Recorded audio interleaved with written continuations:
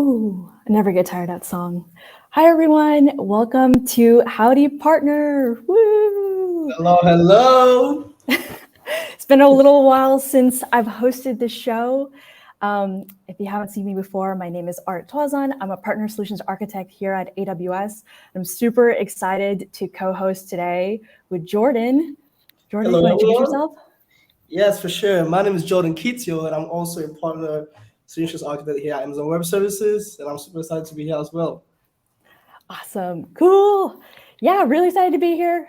This is Howdy Partner. If you haven't seen the show before, this is the show where we bring in a partner from our wonderful AWS partner network to discuss who they are as a partner, who they are as a company, and their solution that they're offering. Maybe to help someone like you, maybe just have a discussion, talk about their lives. Who knows? We got this time, so we're here to just do whatever. And if you ever have any questions, always feel free to chat. I'm happy to discuss literally anything. But without further ado, I wanted to introduce our partners that will be joining us today, which I'm really, really excited for. Jordan, I know you've spoken to them. We've had a lot of discussions in the past few months, but I think they're really apt for this time, considering that everything is really looking to AI and innovation. So without further ado, I want to bring in IBL Education. Woo-hoo! Art and Jordan, you guys are awesome. So it's a pleasure to be here. Thank you so much.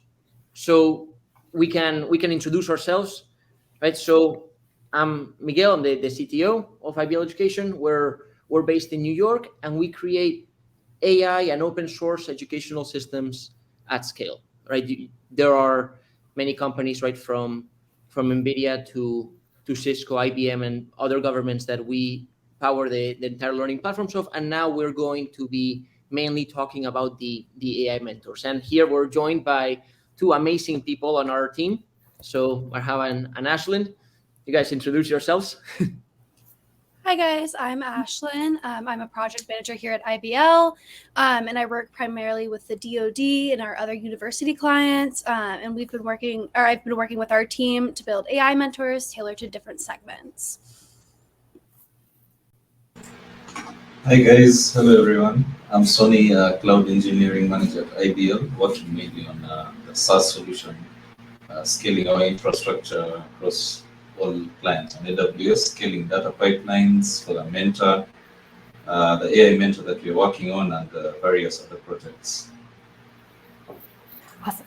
Thanks, team. Yeah, really excited to have you here. You've mentioned some interesting AI mentor. So that's, I think that's one of the products that you'll be showing us today in the demo. So getting to look at what that looks like. But before we get to that, why don't we start off with Miguel, tell us about, IBL Education. How did this idea come? How did you start as a company? Sure. So we're a family-owned company, and we started years ago. This iteration of the company around 6 years ago, and the previous iteration when Open edX, right, was made open source. So what we were always in was in educational initiatives that were made to scale through amazing media, right? And part of that is on the software side. Part of that is on designing learning platforms that scale well, and part of that was on video. So our background is in primarily engineers. So almost everybody on our team has a computer science and electrical or computer engineering background. And we saw that, the traditional education, especially, academically and at universities and so on, was greatly aided when people were able to take a little bit, better control. For example, I studied at NYU in New York, and honestly, something that made all the difference for me was to be able to rely on online education. Now, this was a while ago. This was around 10 years ago or so.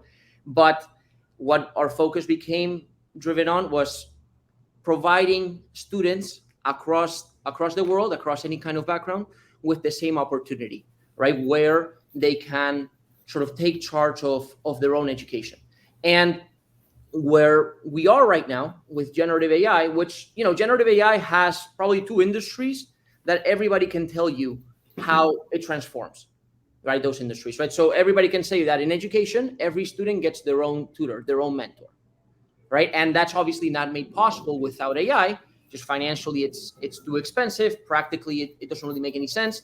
So that is a direction that we started to go in, especially through GPT-J and other open source models, language models, before last year. And then with ChatGPT and then the eruption, right, of other LLMs, well, we went all in even more to integrate this deeply into every system of ours, right? With the idea again of providing students, and we can talk about sort of the motivation behind that, but providing students with their own AI mentors.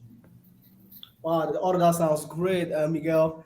But the question I have here for you is, when did you actually realize that you could leverage AI in the educational sector, and what brought you to that realization? Like, what did you observe in the industry and made you say, "Wow, I can actually use AI in that field"? So we are all right from an engineering standpoint. There's always the nerdy part, right? We think this is deeply fascinating, and anything that makes a process more efficient or more data driven or more scalable is generally of interest, right? That's out of the box. Now, from an educational standpoint, we see that, look, right now there are many people for whom online education doesn't really work, right?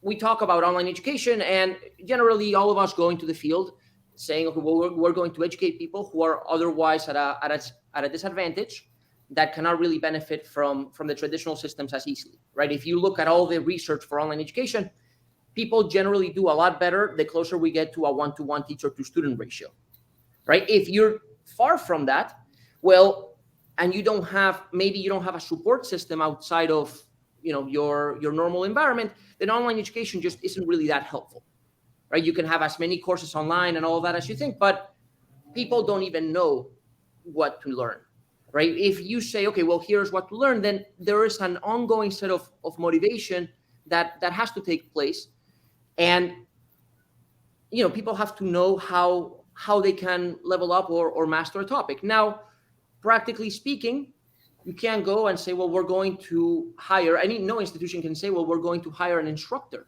for each learner. Not even those volunteer networks, right? Because many people work during the days, right? So what are you going to have somebody that they're going to call at 3 a.m., right, to ask questions about anything? So it doesn't really work like that. And there is a gap right now that we're seeing. And that, everybody's familiar with, where people that should be educated, and we can talk about cases, especially from students who are transitioning into universities, who cannot really get access to those opportunities, right? And from our standpoint, we sit back and we're saying, okay, so we're developing learning platforms, right, for very cool people, very nice platforms, and so on. But at some point, we have to say, okay, what are we doing here, right? From the standpoint and the purpose of the company is, are we really helping on a day-to-day basis the people that we presumably set out to help when we started? And we see that, okay, we cannot have any other system that is, in our view, without AI that can meet these gaps.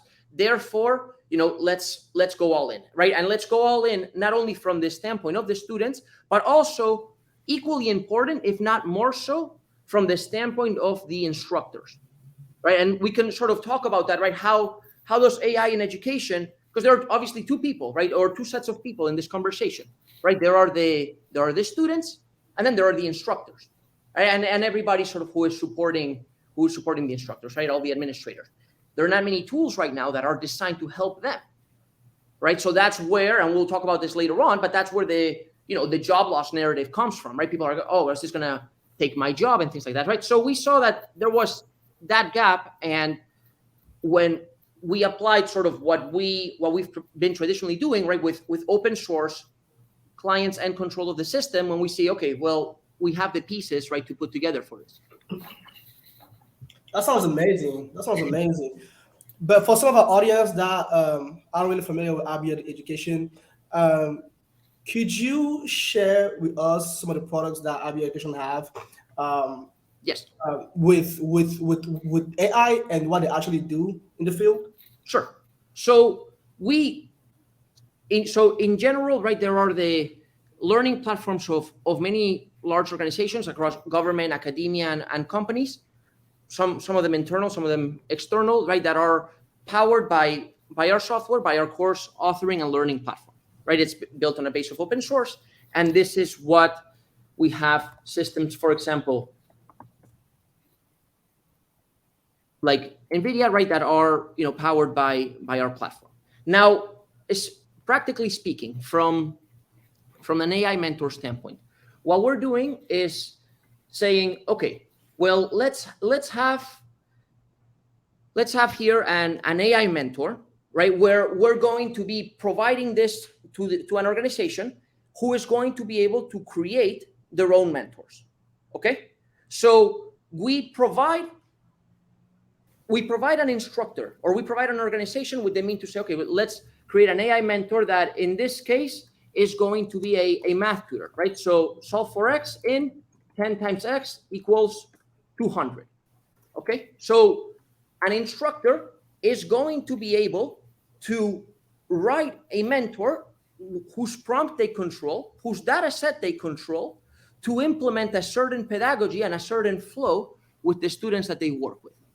Okay, and this is a mentor that you can live in a standalone page like this, or it's something that can be integrated into any sort of site, right? So we have here, this is our in our learning system, right, where we can have a mentor that is natively embedded, right? So the user doesn't have to go somewhere else to deal with the mentor. The user can deal with the mentor in their own platform. Okay, so this is what we're doing. Right, and here we can control the flow, right? So if we say, okay, let's have a mentor that is not going to be giving us the answer right away, right? We don't really want that, right? If we wanted that, then first of all, somebody can go to ChatGPT, Bard, etc., right, Bedrock, and ask what is the answer. But what we want to do is a little bit of the pedagogy. Right, so we want the instructors to have control over the prompts and of the flow, right? So if I say, for example, I'm trying to solve for X and 10 times X equals 200, and I say, okay, well, subtract 1, right? This is a dumb answer. Does not really get us to the answer in any way, right? The mentor is, in this case, designed to be encouraging, and we'll talk about the hallucinations in a second, right? So what this is doing is implementing a certain flow where now, I say, give me the answer now. I'm a salty student, and I'm tired of this pedagogical back and forth. I just want the answer. So now I'm going to have this mentor say, no, you cannot have the answer, right? Here's why. And it's going to try to work with me on this, right? And this really just comes down to the prompt engineering, which we'll talk about in a second, is something that we want our instructors and our administrators to be in control of. We don't want this to be a black box, right? Because then that has other bad effects that we'll talk about as well. So this is what we are doing, right? And if we say, okay, let's have a series of mentors. Now this is math, but let's have it across any number of subjects. Then this is where we can, take this to the students and to any course and say, okay, well, now we're going to have a custom mentor per system. So this is generally what we're doing, right? Is we're equipping instructors and administrators, right, at our client organizations with the means to create their own mentors, which means data, and we'll talk about that in a second, with the hallucinations, the prompts, the flows, and of course the UI UX, right? That's also equally important. This is very impressive. But one thing that stuck with me, you mentioned, in education, you have the educators and you have the students, right? And I think that's why a lot of people forget, they want to focus so much on the student, they also forget the education, the educator on the other side. So tell me how you actually were able to incorporate the educator's perspective and the student perspective into the creation of this AI tool right here. So that's a central question, right? Because there are many companies that will say, okay, well, let's say we are super smart AI engineers, and we're going to be writing all the prompts, we're going to be writing all the flows, right? And then students out of whatever organization, they're just gonna take it, right? And we don't really believe in sort of having a black box there, right? So let me explain. If you see, let's just say that we are creating a mentor, right? We want to create a mentor for a student population. Let's just say it's 8th graders, learning about the US Constitution. Okay. There are some things which I, as an engineer, there are some things that I know how to do, right? It's like, okay, I know how to write prompts. I know how to maintain a knowledge index. There are some things that I don't know how to do, which is pedagogically, what is the most effective way of getting the idea and the ethos of the Constitution in an 8th grader's mind, right? Compared to somebody who does this on a day-to-day basis. Okay, so an 8th grade history teacher knows a lot more about that from a pedagogical standpoint than I do as an engineer. I don't want to dictate that, oh, I know what the prompts are, for example, I know what the data sets are, and not give the instructor any control, because I don't really, that doesn't really make a lot of sense. And many people are seeing, and many products are solely focusing on the student without addressing the instructors. And we don't really like that, right? Because that's not really, it's not really humble, first of all. So what we like to say is, for the instructor, you're going to be able to build a knowledge base, a data set. You're going to be able to be in control of the prompts. So now when a user asks a question, you're going to be able to control that flow. I don't know did you see the story of Amigot and Khan Academy, which it's a groundbreaking product. Obviously, very, very exciting for the industry. That I've been working on it for a long time, right? Salman Khan, they said they spent 6 months writing the prompts. Okay, so the prompts to guide the pedagogy, very interesting. Okay, and they started this, around last summer. So it was before ChatGPT was massively known. So this makes it even more interesting. Okay, one part that is not so interesting is, and this is just in the spirit of sort of this conversation, right? But the Khan Academy mentor, right, for example, went into pilots. For example, this was with Newark, and there's a very interesting story in the New York Times, right, where they went into Newark public schools with the mentors as a little bit of a black box, right? And if you sort of see the interaction, the instructors were a little bit like, well, sometimes the mentor is giving answers too quickly. It's not really driving the students in the flow that I want, because the prompts are a trade secret of Khan Academy, right? The prompts are not really known by the instructors. And you think about this, right? Just overall, and what are we talking about, right? So some instructor who teaches a certain set of students every single day, right? And students like that group for years, is going to come handed down by a technology company, a set of prompts that are going to turn their instruction into a black box. And the instructor's job is now going to be trying to basically justify the results of a mentor that is a black box in front of a classroom without really controlling anything, right? And we don't really like that, right? Because it doesn't really help the students. Okay, it introduces a lag between how the instructor knows their students and their actual instruction. It doesn't really help the instructor, because now you're at best an assistant of the AI. People talk about the assistants the AIs being assistants of the humans. Now this kind of the other way around. So that's kind of weird.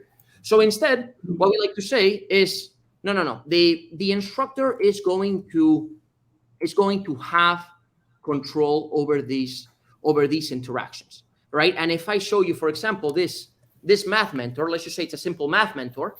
Well, I'm going to, as an instructor, be in charge of the prompt. Okay? If I'm in charge of the data and I'm in charge of the prompt, and I can guide my students in the manner that I deem to be most effective, all right, well, then we're getting somewhere. Now, you don't have this job loss problem, right? Because people are no longer like, okay, I'm assistant of the AI. No. Instead, I'm using the AI to fill in the gaps in instruction that are currently existing, right? But I'm in control of it. Does that make sense? No, definitely, it makes sense. Makes perfect sense. You talked about moving away from black box solutions, and obviously, AI Mentor is a very customizable tool.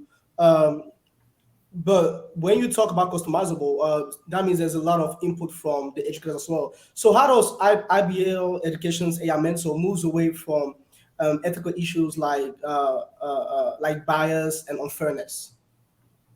So basically, what we do is we don't try to have a universal answer for that ethical question. Instead, we turn the ethical question back to you. Okay, so what we're going to be doing is we're going to be providing you with the tools. Okay, we're going to be providing you with the tools and the AI to educate your students. We're going to give you control, right? You're going to have something that was requested pretty early on. Was from an instructor at a university that said, there is something that I don't know about my students right now, which is what questions do they have? Okay, so throughout the course of a lesson, some people raise their hand and ask a question. Other people are shy. Other people are not shy, but they just forget to ask the questions by the end. So one of the tools here is, all right, if we have a system where students are asking questions, then let's let the instructors see those questions. Okay, and let's provide the instructors with those analytics. And this also goes into the ethics and the bias and so on later on. We're not going to try to answer the question for you because we have to know our place. It's like, okay, we're engineers. We are great engineers. Not me, just the people on our team. But as far as these controls, the ethical questions and the pedagogy and so on, we're going to let you answer the question because you are the one who has maybe 3 decades of training in this field. And what our challenge is going to be is, and this is a work in progress, you don't really see that we are all the way there, but it's explaining the technology and providing the technology in a way that is easily understood, right? And not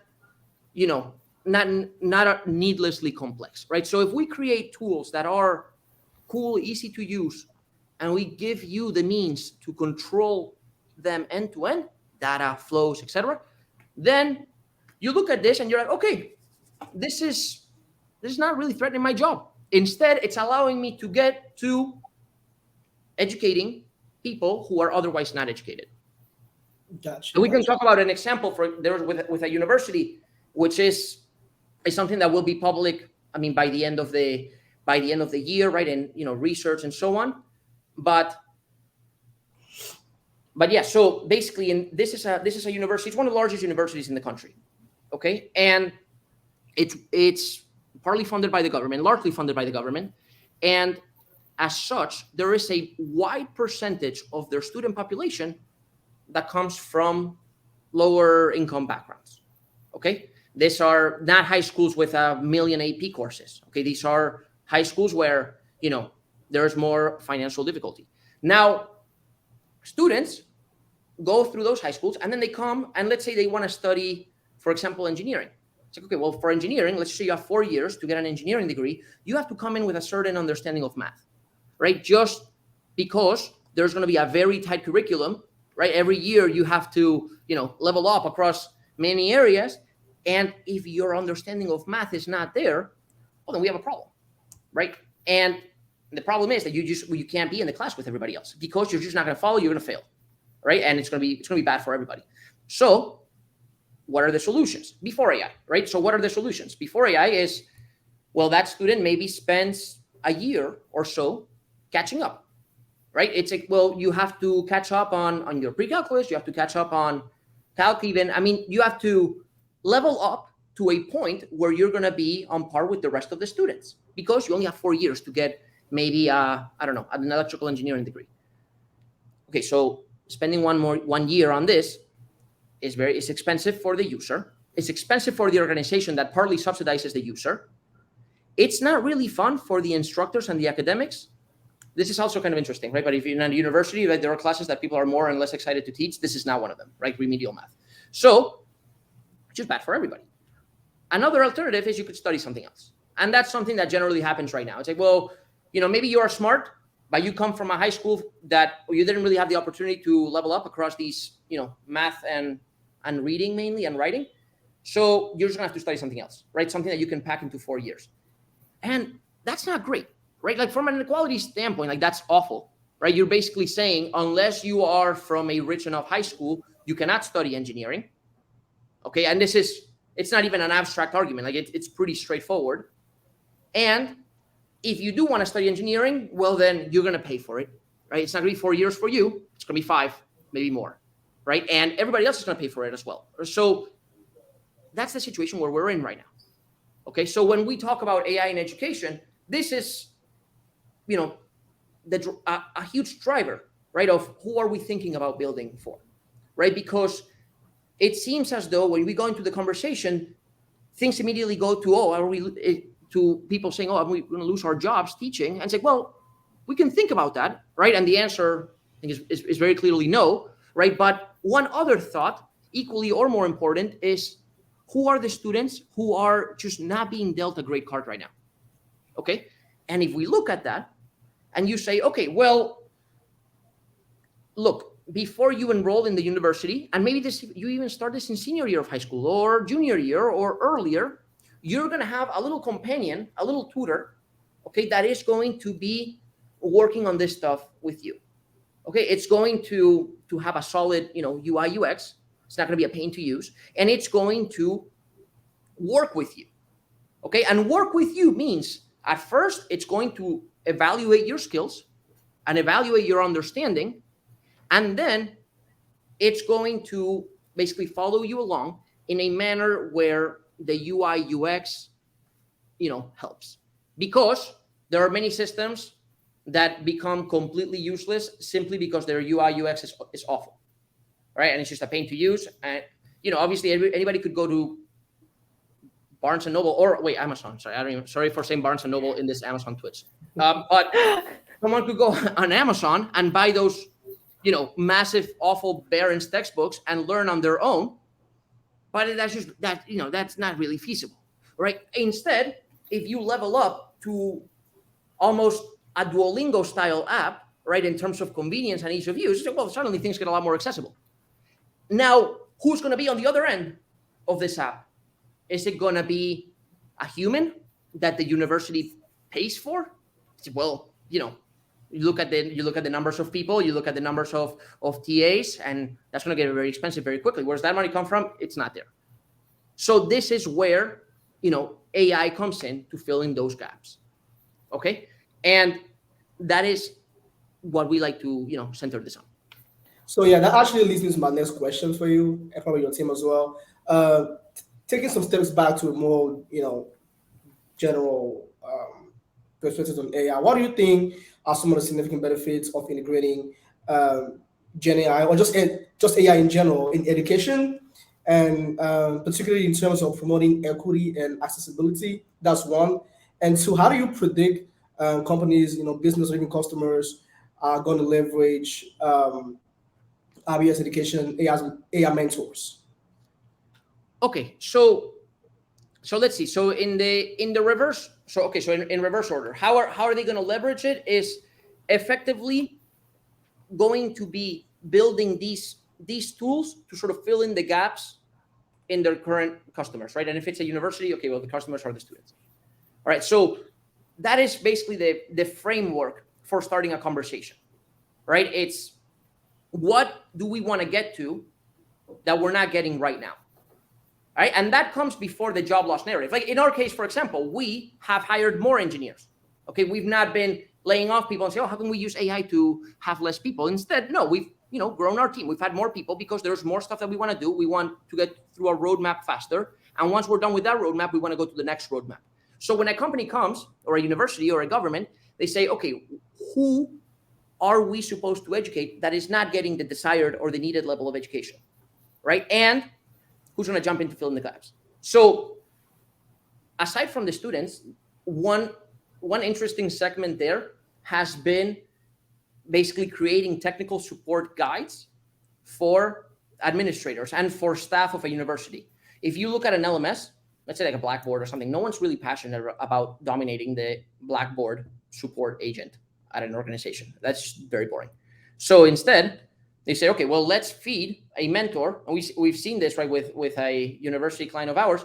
let's feed an AI mentor with all of the relevant documentation that is just a massive pain to go through, and then expose what this is, a natural language interface for these people who are building courses using the platform, right? So that is one use case.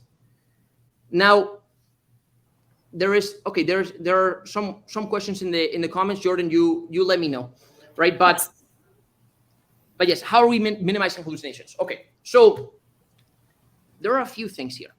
One, obviously hallucination, just to introduce the problem, right? If you ask OpenAI and Google, it's like, well, what are you most concerned about? It's hallucinations, right? Especially when you have a massive foundational model that is supposed to tell you how to code something, and it's also supposed to write poetry, and it's the same thing. Okay, that's a very hard hallucination problem. I don't really know what the answer is to that. For us, it's not that hard, because what we do is we say, okay, first of all, we're not just creating one model, right? We're not creating one mentor, we're creating multiple mentors. And sometimes hallucination is an interesting term, right? Because depending on whether you seek it or you don't like it, right, you can call it creativity as well.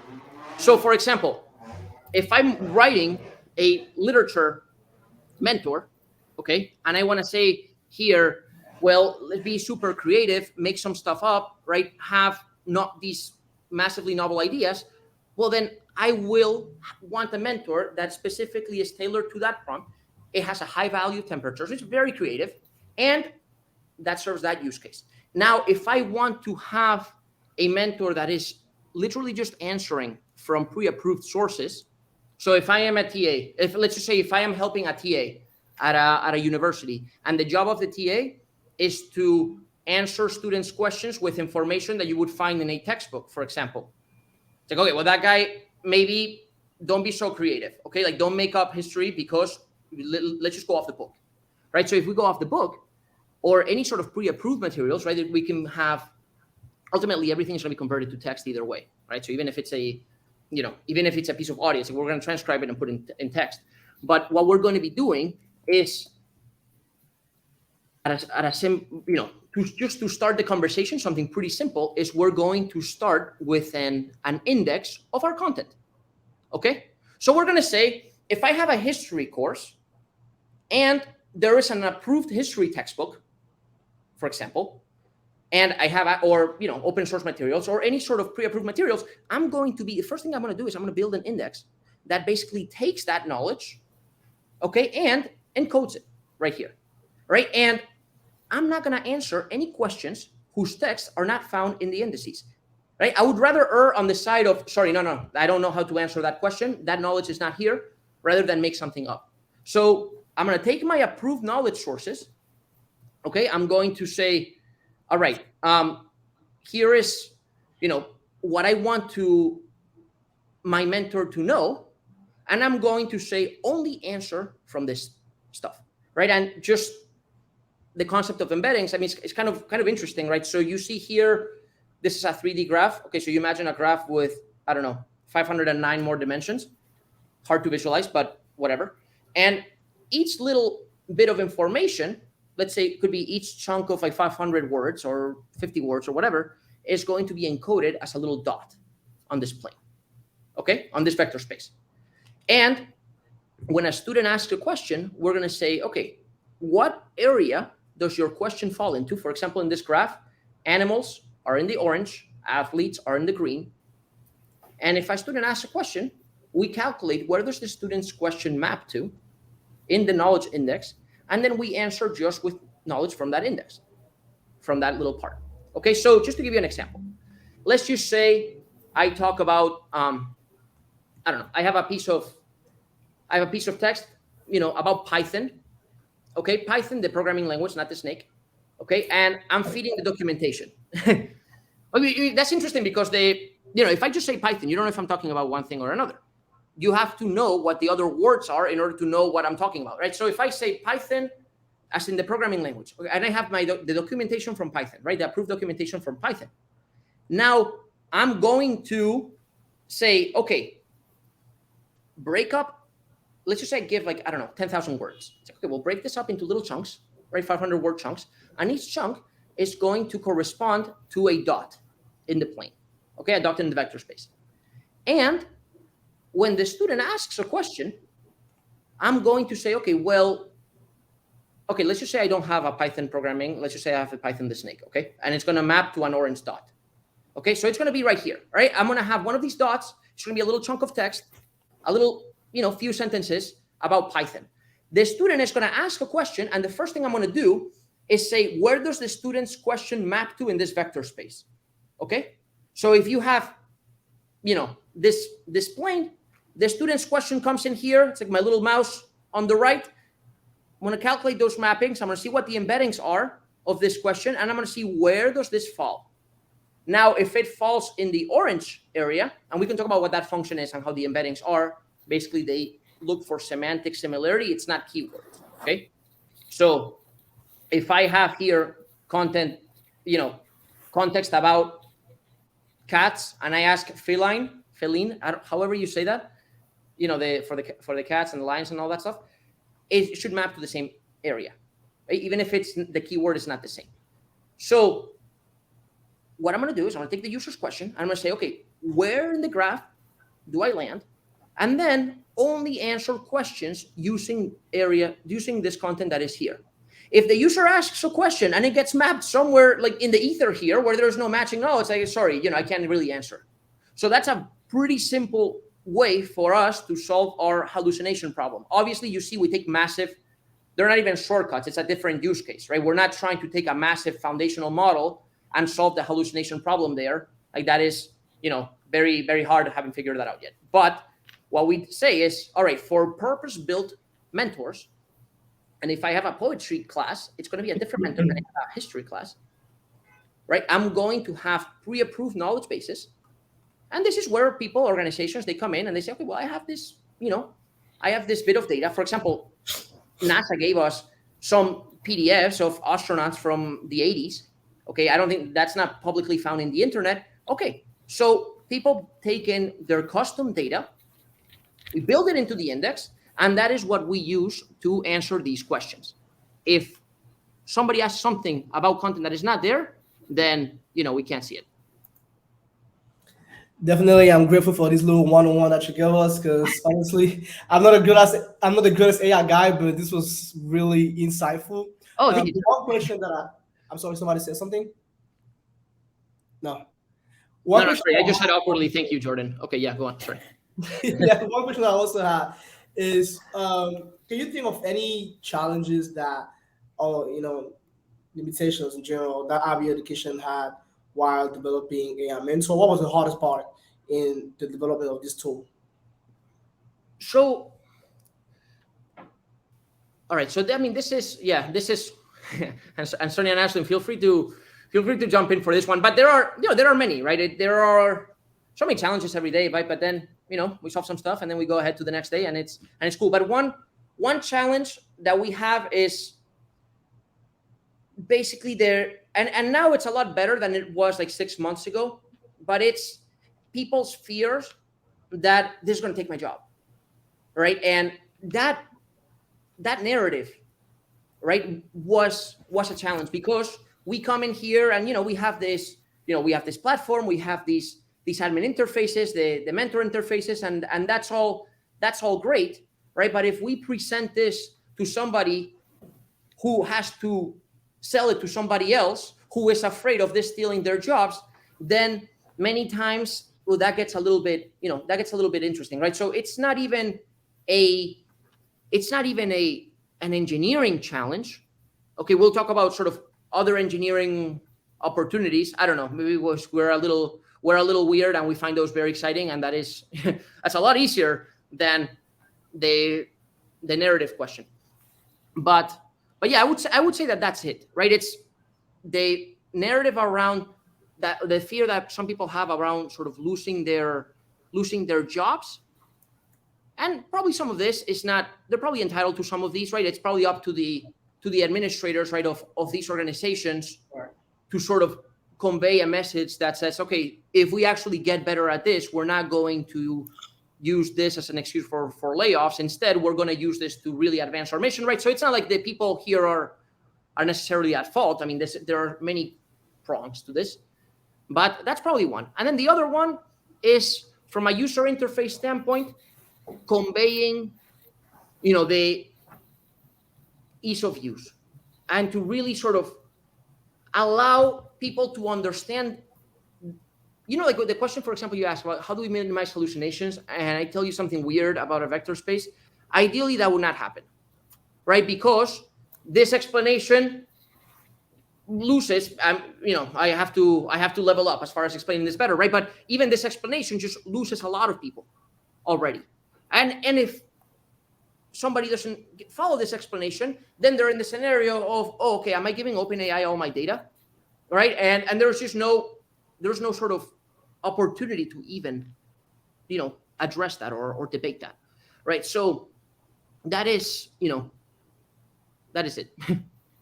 Okay, you mentioned data there. I actually have another question, but I want to let somebody else go first. Let's Cool. see. Yeah, I had one that I added in the chat as well, but Miguel, I think this is great. I think, the issue on ethics of, is it going to replace my job, but looking at it as a tool, and a little bit bigger in the education space in general, that there's already so many areas where it's not equitable. Like you mentioned, if you're going from high school to college, there's not, equal levels of education and having that same quality and caliber when you get to college. So having and ensuring that there's a level playing field is, a bigger issue. And I think the tool itself addresses making sure that we're at a same kind of standard where we can be equitable and address the concerns. So I think that is huge to point out.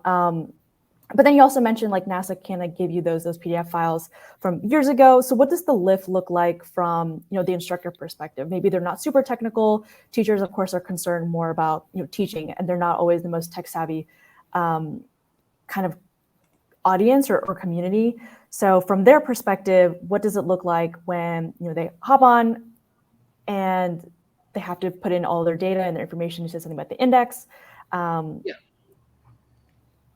Yeah, no, so that's a very fair question, right? So let's say here we have a mentor, right? And say, okay, well, we want to be able to sort of see the data that this is trained with right away, right? And that data can be, again, everything is really going to come down to text, right? So it could be a file, right? PDF, doc, etc. And you're just going to be, uploading it here, right? And if you say, okay, well, I have data in another format, I mean, chances are that's cool as well, right? But you come in, you upload it, you train it, and it shows up in your data set. And now your mentor is able to take that knowledge into consideration. So from a user interface standpoint, it's really, you click and then you upload. And what we do behind the scenes is like, once we get a file, once we get a PDF, then obviously we're going to parse it. We're going to chunk it up. We're going to build it in a vector space. Now we're going to create the embeddings, right? So this is, for example, on a platform of ours. Let's say you have submitted, and this is not going to be visible to the instructor, right? The instructor is really just drag and dropping files and URLs. Behind the scenes, say, well, okay, this is what things are going to look like, right? We're going to chunk it up, and then we're going to store these embeddings, right? But that knowledge is going to be abstracted away completely from the instructors. It's not going to be abstracted away from, for example, the engineers. So this is another segment that probably would be cool to talk about, right? So we talk about the students, we talk about the instructors. There's a third segment, which is, okay, what about, for example, the engineering people or the product people or the instructional designers, everybody else sort of at the organization that is in charge of building these products. And for them, we like to say, everything that we have, all of our UI, et cetera, right, is built on APIs. You have APIs, you can do the exact same thing. Okay, and these APIs are going to be built on a base of open source as well, right? So we have a lot of it built on LangChain, actually. But what we're going to say is, okay, from an engineering standpoint, anybody can have a wrapper, right, to call the LLM, right? Obviously, you can have for the Amazon LLM, right, or for ChatGPT, et cetera, there are APIs. Okay, so what are we doing here? Okay, so let's just say you have that, you're going to have to contend with, users' history, right, to show back to the administrator. You may want other analytics to show. You're going to have to wrap this sort of embeddings and the knowledge index functionality away, right, because that's just a pain. And what we're going to be doing is we're going to be providing an API layer, okay, on top of the open source system. And that API layer is also something whose code we're going to share with you. Okay, so if we say, okay, we have this underlying open source system, right? In this case, for building LLMs, we absolutely love LangChain, and we're going to be building our layer on top of this, and we're going to share this entire code base with you. Okay, we're going to share this entire code base with you, and whatever you would like to build on top, because again, just like the instructors have some knowledge around what prompts benefit them, from an engineering standpoint, you may have internal, teams, installations that you want to build a bot into. So we're going to be sharing sort of these APIs with you. Okay, and if we do that, and when we work together, what we're doing is we're saying, okay, here's our entire code base, do whatever you want with it, then suddenly we're opening a lot more doors, which was what we were trying to do in the first place. Awesome. Thanks, Miguel. Yeah, I surprisingly very simple on the first part on the teachers and just getting the data in. Like that's awesome. Awesome. No, thank you. Sorry, and then Jordan, I think you had a question before I hopped in. Oh, you're muted. Yeah, but how you wouldn't exploit it? Sorry. Yes, I was saying you definitely mentioned data privacy and security a couple minutes ago, and I just wanted to bring you back to that. So, I mean, definitely at AWS, we're huge on security. So, how do you ensure that privacy and security of your student data while using AI Mentor are proper, are in place, and what measures do you have in place to make sure that the wrong thing isn't said, for example, in the chat or shared with the student, for example? Yeah. So what we, especially from a B2B standpoint, right? What we really want to minimize always is that trust me, bro. Okay. I said private. Oh, it is. Trust me, bro. Like we don't really want that. Right. So instead, what we like to say is, here's the infrastructure, here's the code. It's going to be running in your servers. Okay. You control the database. And that is what, that is going to be the first answer. Okay. We're going to be implementing all of these tools. And we have here, one of the first things that we did is we put, obviously we have to have a vector database, right? And we've always been fans of Postgres, especially the whole vector extensions, right? So we say, even the database, we're not going to try to build some weird moat as an AI company on your data. No, your data is going to be yours. We're just going to be providing this infrastructure and this code layer.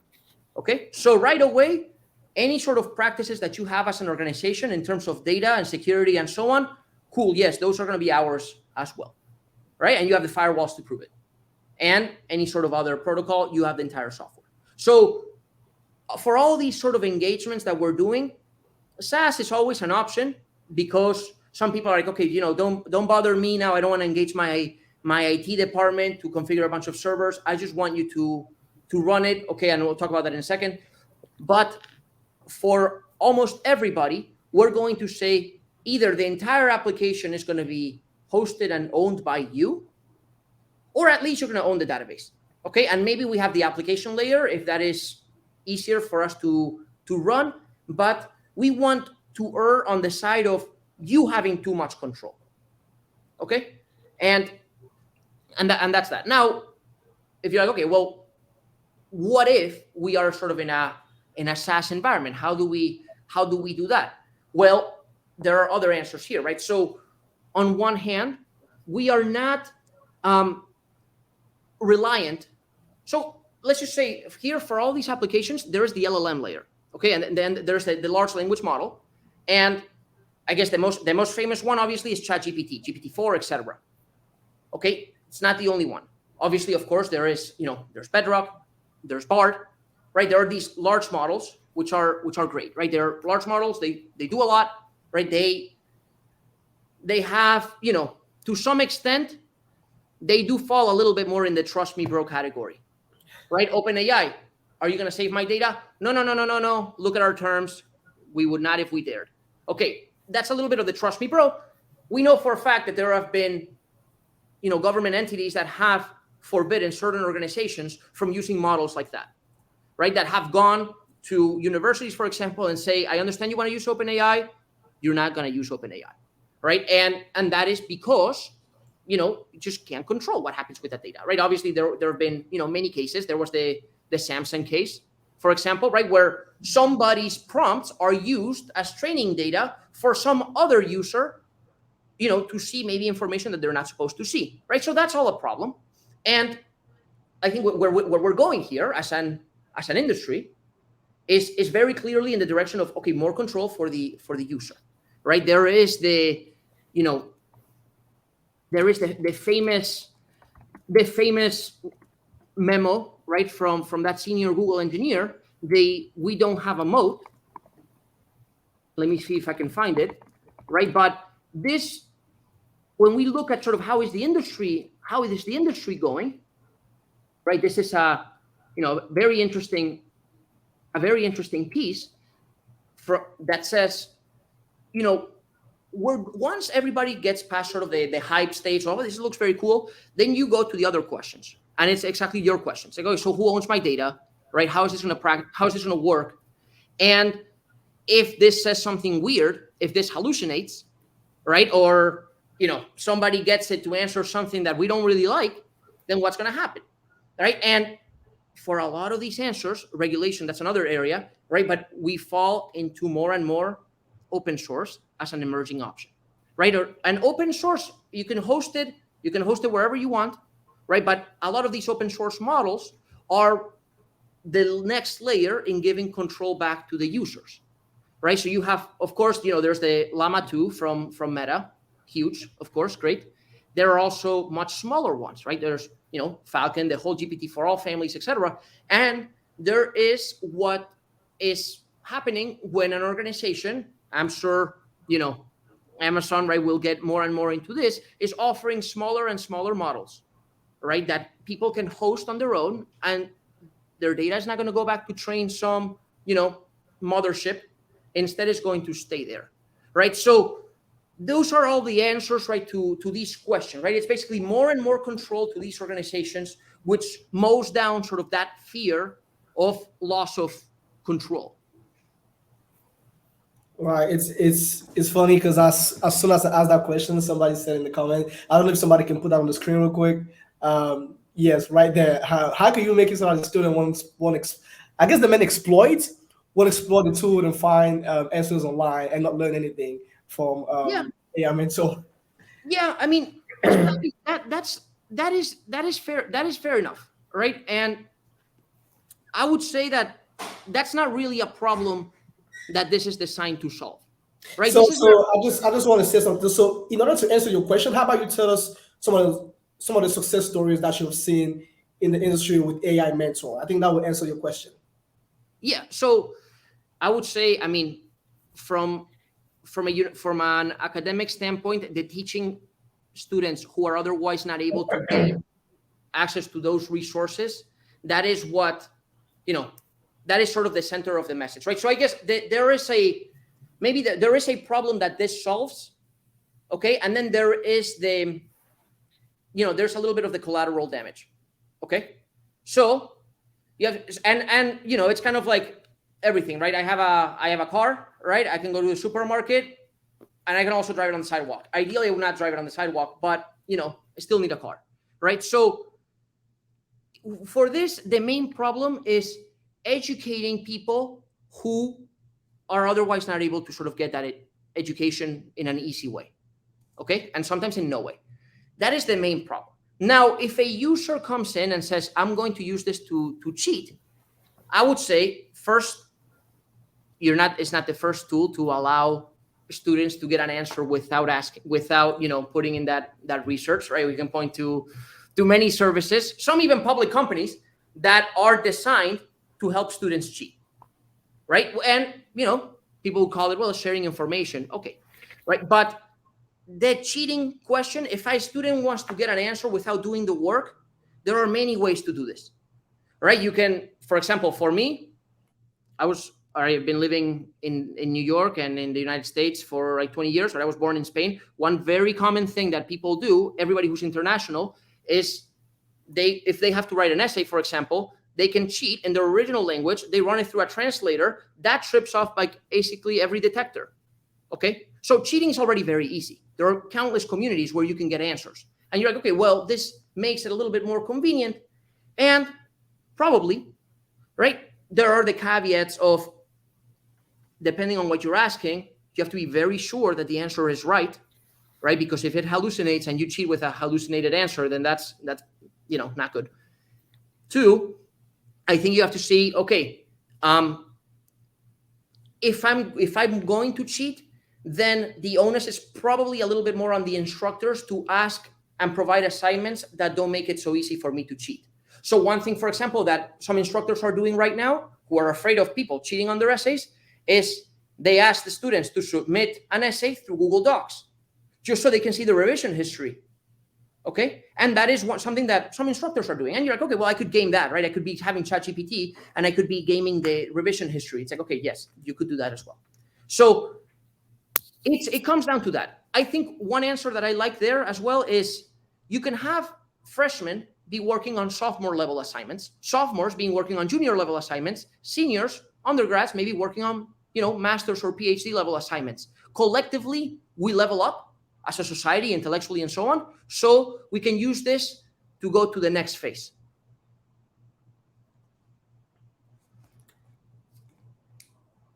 No, that's great. I like your point there. I have one more question. I'm sorry, I have another question for you. I mean, definitely this is a great topic. Yeah. And I just hopped on the AI bandwagon, so I'm trying to learn as much as possible from everybody else as well. But before I ask my question, I want to make sure if anybody else has a question, maybe in the comments or even here on the call.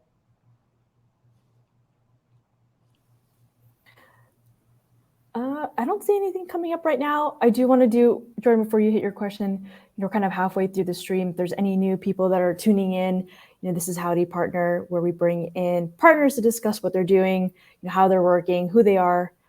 So today we have IBL Education and Miguel, Soni, and Ashlynn on to talk about, AI and their tool, AI Mentor, and education. Cool. I think we did have a comment back.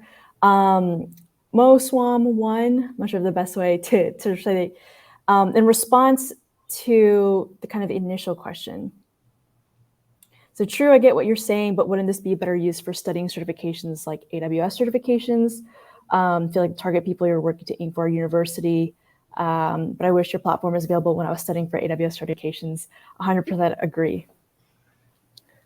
That's so encouraging. Wow, thank you. No, yeah, I mean,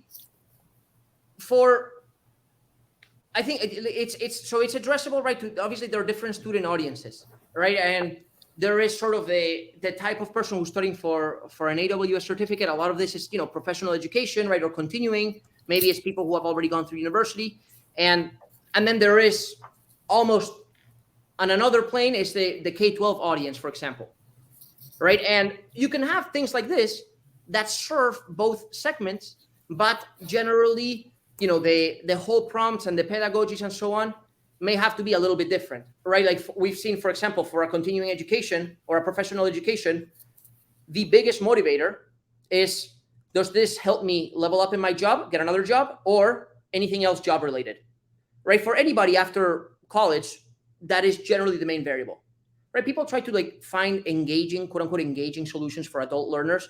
And a lot of it is a scam, right? It's really just, does this help you get a better job, right? And that's it.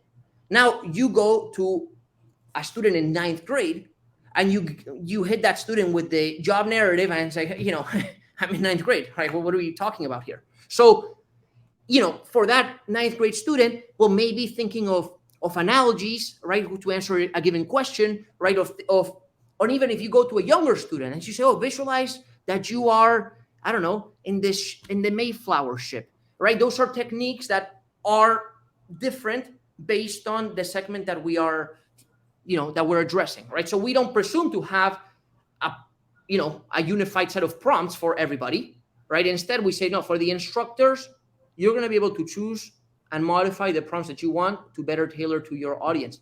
And that's it. We're kind of, pushing the job a little bit to them. So when it comes down to AI mentor, can you talk about some KPIs? Yeah, some KPIs. When we look at how successful the solution or the adoption of the solution is.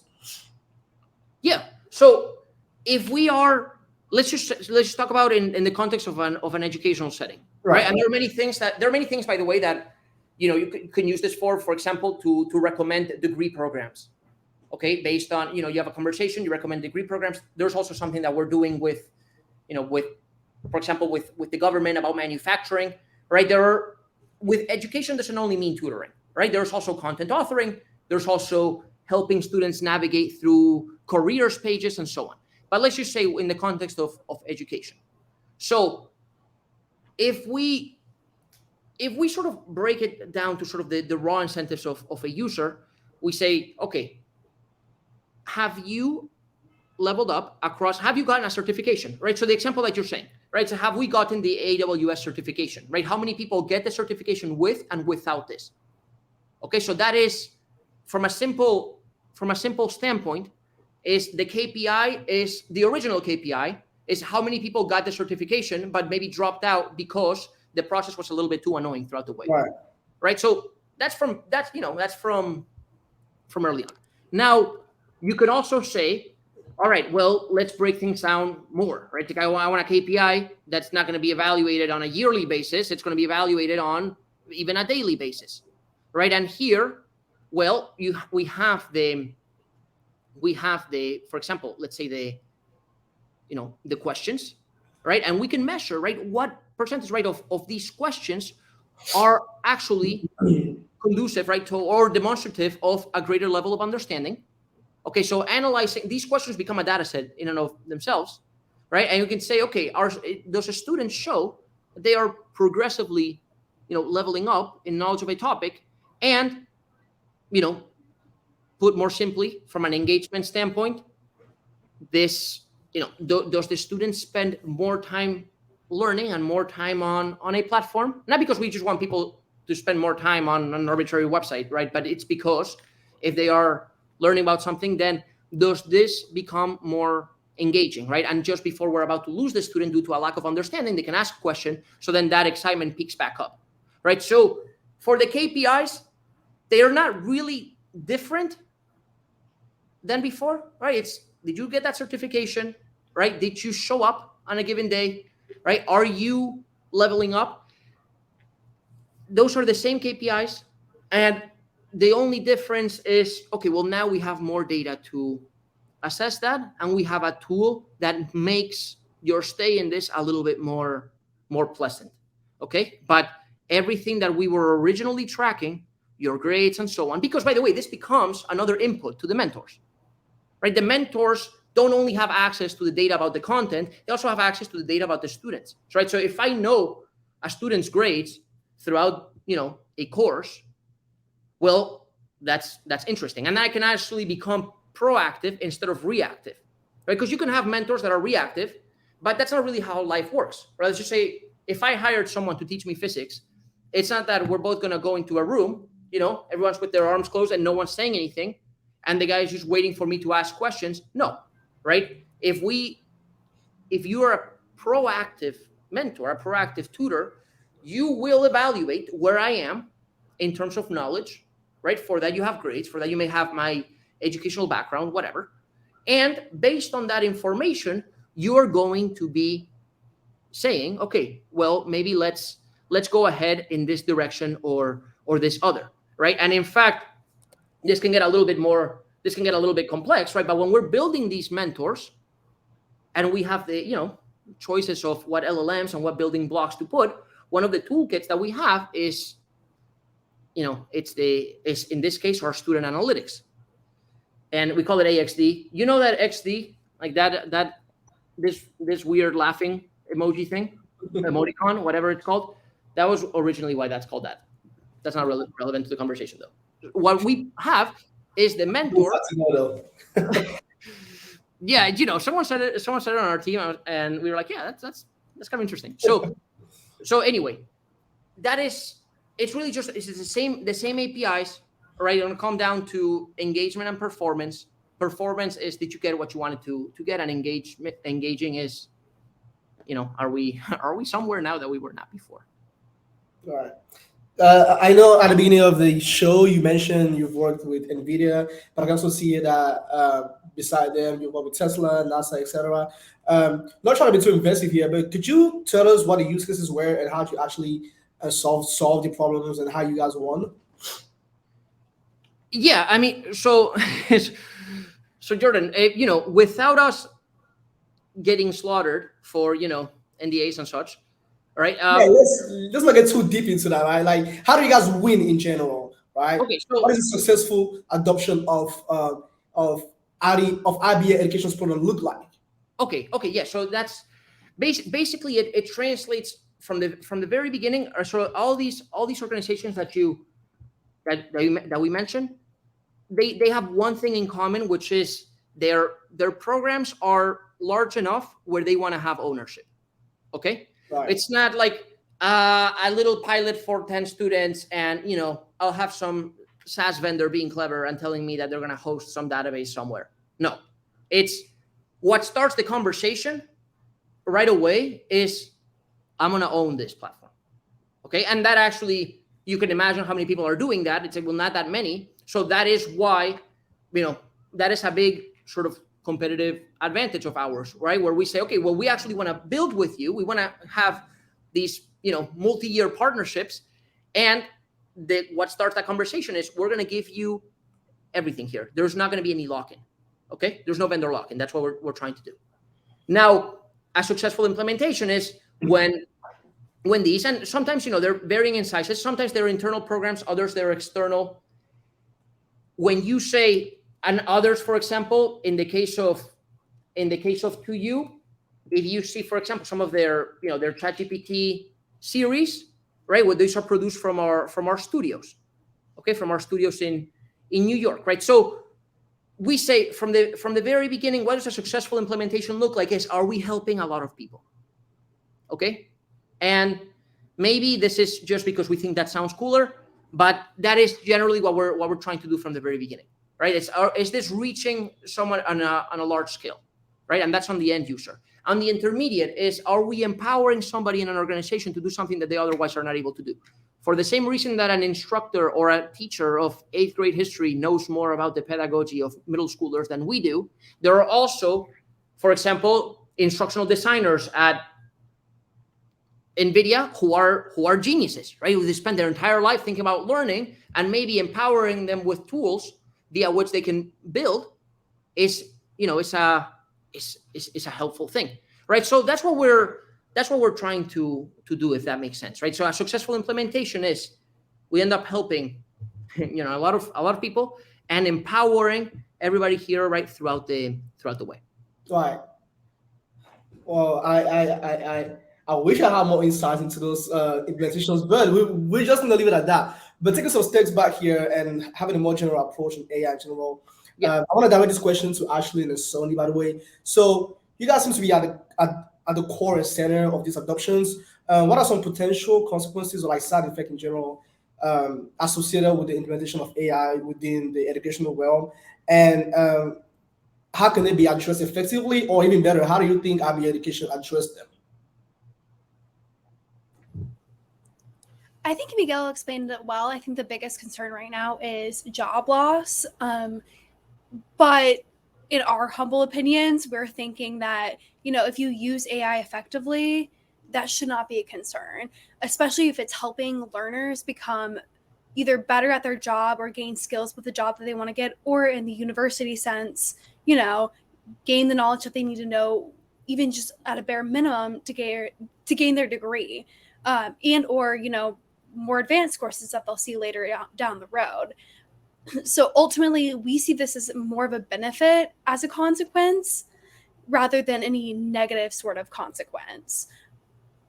I see. So in some of our previous conversations, we talked about equity and inclusivity within IBL Education. I mean, AI in general. But how do you address concerns about ensuring that your projects or AI-based projects in general are accessible to students with diverse needs and backgrounds? Because I think that's really important to focus on. Yeah, I'll be the first to admit the reason I applied to IBL in the first place was because I was really passionate about education and wanting to make it more accessible for all learners, whether they be a graduated person who has a degree or someone who may still be in high school.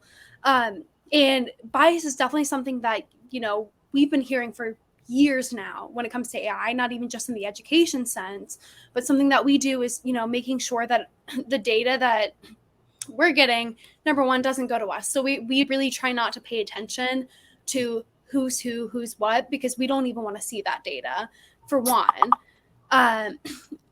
In another regard, there's a lot of people, as Miguel mentioned, who have not had a traditional education or have had the ability to earn what a standard education level should be, especially in the United States. That's a huge thing for us. We just want to make sure that the people who are entering a school or who are entering, the job force at some capacity, or people who even just want to learn, are gaining the skills they need to be able to learn, but also continue to grow. And I guess the example Miguel gave earlier, people needing to have at least remedial math because the education they were given earlier before was not up to standard for the university that they're attending. And not to say, that they're not smart people, but they were not given the resources that they needed to have in the past to be able to be up to par with the rest of their peers. And I think that's the biggest goal that we have at the moment. We just want to make sure that no matter what, people have the opportunity to learn. And that's, I think that's the best way to say that we have any ramification in the education world when it comes to AI. That's the biggest benefit. That's the biggest repercussion of what we're doing. I know a lot of people have a lot of concerns and questions, but ultimately that's our goal. And we're doing everything in our power, to prevent any sort of major issues that people have complained about in the past. I love that. That was a great answer. I mean, how can you do wrong by trying, right? I mean, definitely, you can't just let that happen and then you're just watching. You got to do something about it. But definitely, when something is going great, everybody wants a bite of the apple. I mean, I can tell IBL Education has some really interesting solutions here. But what do you think sets you apart from other similar companies in the market doing the same thing, perhaps? And how would you think you maintain your competitive edge in this fast-growing AI industry, and also within the educational realm, because this is where we really focus on? Yeah. So for this, I mean, so there are a few things, right? So and a few there. Let's just say there are three segments, right, of people. It's like, and you kind of have to help each of these segments. So one is the students. So from the very beginning, right? If we're not doing something that objectively helps students, then everything else we can be as insistent as we want. But if we don't get that one right, if we're not actually helping the students, then we're not really going anywhere. Okay, so from the very beginning, tools that actually help the students. And it's not necessarily we have a nice backend, we have a nice API. It's also the user interface, right? And the UI UX, right? So a big part of these mentors right now, something that we're doing next is, yes, we have a cool UI. The next thing here is mentors and bots on all of the platforms that people are already using, right? Instagram, WhatsApp, obviously Slack, Discord, Teams, right? So that is the first part of the end user. Then there is the instructors, right? And the middle layer, right? And these are the people who are in charge of exponentially augmenting their reach and their impact into the students, okay? And how do we help those? Well, we're not gonna be a black box, right? Instead, you're gonna have full control over what data, what prompts, what pedagogy, etc. You're gonna have more control here. You're gonna have the same level of control and access as we do, okay? And that is the second segment, right? So you see, for example, other people, I mean, let's say Khan Academy, and I love Khan Academy. I would not probably have gotten my degree without Khan Academy, right? So big fan. But Khan Academy, helping students, sure. Helping instructors, well, maybe could do a little bit better there at not being a black box. Okay, so that is that. And then there's the other segment, which is helping these organizations, staff, engineers, product managers, etc., who are builders to continue to build, right? We're not trying to monopolize the build process at a university or a company, etc. Instead, we're saying, here are also the APIs that we're using. Just like we're consuming them, you can consume them. Just like we're building, you can build. Okay. And in fact, we're going to come in with this model where we're going to have the outermost layer of the onion here, your extensions, is you can do whatever you want. So what we do here is we go to an organization and we say, if somebody at this organization is passionate, right, about leading AI, right? Internally or in any way, it's like, well, now you're going to be empowered to do it in a way that you were not empowered before. Okay, so that is how we are sort of hitting all of these. And by the way, of course, the last one is not just, here's an API, it's hosted in our servers, we own your data. No. Here's an API, could be hosted in your servers, you own your data, there is no vendor lock-in, right? And if we are going to places and we say, here's a solution across the board that is totally pleasing, and on top of that, we back it by the fact that we didn't start this company 2 months ago by wrapping at on OpenAI layer. Instead, we've been doing this for years, right? We are partners of yours, Amazon, we love you, and Google, and of edX, and of many others. We've been doing this for a while, so we already have the infrastructure and the platform underneath to drive this forward, right? We're not creating new enrollment or student analytics functions necessarily. It's like we already have that, right? What we're doing is we're augmenting that with the whole AI mentors, but we're already built on a pillar here. So I don't know, that's how. And other than that, on a day-to-day basis, it's cool to build these things. Right. Cool. And then Miguel or Soni, maybe this might be a question for you, but Miguel had mentioned that the team is growing right now because of all of the effort with your tool, with the growth and expansion of AI. And so your team is expanding because you want to experiment more, you want to build more things. So I'm not sure if you can share, Soni, what's on the horizon? Like, what is something and features that you wanted to add on to this tool, and what do you think the future looks like for IBL Education and kind of for the space in general? Yeah, sure. So generally talking about platforms such as these learning platforms, we've had some challenges on the engineering side, like scaling for thousands and thousands of users. So we've had great support from your team in this case, like testing some of our microservices with AWS services like Redshift, Fargate, Kafka, and also going like serverless for some of our projects has greatly helped us scale for a great number of students and users. Also, like speaking on in terms of the infrastructure, we've also it has made it much easier for us to manage client infrastructure, like making use of tools like Security Hub provided by AWS. We have several intrusion detection systems that make it really easy for us to manage this infrastructure. We have advanced scans that help us reveal vulnerabilities for VMs and images. So all that really helps in the long term with regards to managing infrastructure and scaling our systems. Yeah. Gotcha. So you're limited by, I guess, AWS is the issue right now. We got to keep up with your pace of innovation. Yeah, that's true. Well, we're looking forward to having more of those conversations to make sure that we can fully encompass the number of interest in people that we need to get on board onto AI Mentor. Awesome. Cool. So very quick, lastly here, I mean, not lastly, but like one more question I want to ask. Without giving you a secret sauce, right? What advice would you give educators or educational institutions that are trying to integrate AI technologies to your programs for your learning environments? I mean, you guys definitely seem like you guys know what you're talking about. I mean, obviously you mentioned you've been pioneering the environment. So what advice would you give to those institutions that are trying to adopt these new tools, especially yours? Yeah. I mean, as far as the secret sauce, it's like we're giving that anyway, right? Because we're sharing all the code and all of that. So the secret sauce that is being given. What advice? I mean, it's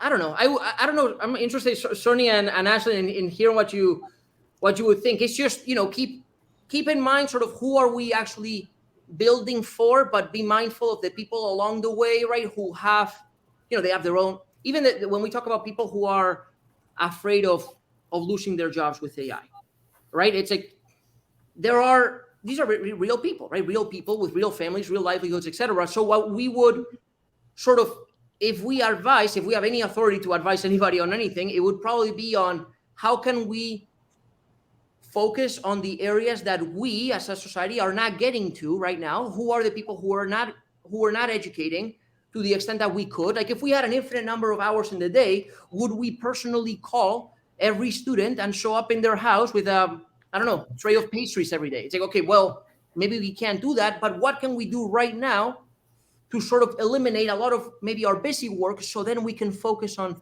deeper instruction? So that is probably where our focus, that would probably be my answer, right? It's ultimately helping the students, but with everybody along the way. We're not trying to bulldoze anybody. It's instead each segment, how can they be empowered? Absolutely. I completely agree with that. I think that the end goal should always be the learner's outcome. But on the opposite end of that, instructors or administrators or whoever they may be who are, overseeing all of this, I would say that they shouldn't be as scared as a lot of people are making them. I think that's the biggest thing. There's a lot of, negative things being put out there. But when you really hone in on what we're doing everything not to only protect the learner, but we're also protecting, the administrators or the admins or whoever it may be on the other end who's watching that. So it's a matter of just, taking it in, understanding that this is a huge jump from what we know, especially in the education field. This is not something that people want to even discuss, let alone implement. So it's a matter of finding a way for them to feel comfortable while also understanding that no matter what, whether they feel comfortable or not, this is going to help the people who need it the most. 100%. And I think that's a great place to kind of conclude, this whole session, and understanding where we are right now, and where you want to go, and obviously the audience that we're looking for this offering. So with that in mind, what I said, I dropped our LinkedIn's and the website link, as well as following up on updates for any new releases on IBL Education in the chat. But if they want to get a hold of you, because I think we had some really great conversations and questions coming up, rightly so. But if they want to get a hold of you, if they want to talk more about IBL Education or learn more about AI Mentor, where should they go? So there, for example, I mean, my email entered in this prompt here, right? Miguel at IBLeducation.com. That's not an actual answer. We have the contact, the classic contact form, another email on Twitter. Just kidding, change the logo right now, right on Twitter, as well at Miguel Amigot as well. Awesome. Let me just put those in the chat real quick so everyone has access. Awesome. How do you feel about the new X, by the way? The new Twitter X? People gotta do something about it. I like it. You just gotta see what happens. Yes. To be completely honest, I didn't even realize it happened until I tweeted something today from the IBL account. I had no idea until I saw the logo, and I said, "What is that?" Yeah, it definitely caught me off guard. I saw it, and I was like, "The bird. Where's the bird?" I missed it already. But awesome, team. Well, thank you so much for Art and Jordan. Thank you so much. You're both amazing. Thank you so much. You've been such a help and so exciting. And anything we can do, we're here for you. Thank you. Awesome. Thank you so much. It's been really wonderful, supporting y'all and seeing the progress, and really looking forward to the future. As a last step, we do, for the viewers who are hanging on with us, I just put a link to a survey. If you want to get in contact with IBL Education, that's also another great way for that. But I also put in the link for the contact us for the IBL Education website. I'm sure Miguel, put up his email, so he's always happy to discuss, any and all things AI in education. But awesome team. Any parting words before we head out, Miguel, Ashlynn, Soni? Yeah, I don't know. Thank you so much. We're kind of awkward, right? So.